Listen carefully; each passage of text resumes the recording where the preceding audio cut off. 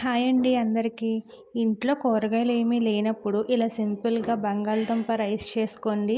ఈ రైస్ కోసం ముందుగా ఉల్లిపాయలు, పచ్చిమిరపకాయలు, బంగాళదుంపలు, కరివేపాకు తీసుకొని పక్కన పెట్టుకోవాలి. తర్వాత స్టవ్ ఆన్ చేసి ప్యాన్ హీట్ అయిన తర్వాత 2 గిన్నెలు నూనె వేసుకోవాలి.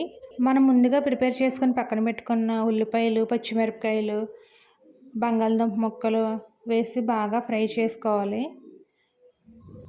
ఇవి ఫ్రై అవుతూ ఉంటాయి. ఈలోపు మనం ఒక గ్లాస్ రైస్ తీసుకొని 2 సార్లు వాష్ చేసుకొని పక్కన పెట్టుకోవాలి. ఇది కొంచెం ఫ్రై అయిన తర్వాత ఇందులో చిటికెడంత ఉప్పు వేసుకొని మళ్ళీ ఫ్రై చేసుకోవాలి.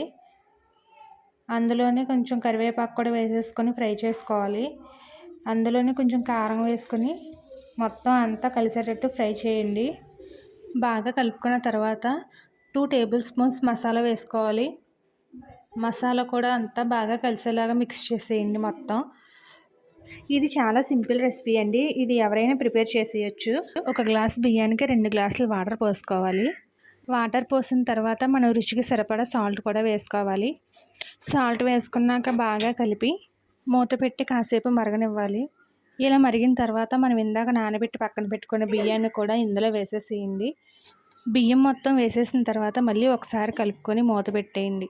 ఒక 10 మినిట్స్ తర్వాత మూత ఓపెన్ చేసి చూస్తే చూసారా చాలా వరకు మళ్ళీ ఒకసారి మొత్తం కలిసేటట్టు కలుపుకొని అందులోనే టేస్ట్ నెయ్యి కూడా వేస్తున్నాను.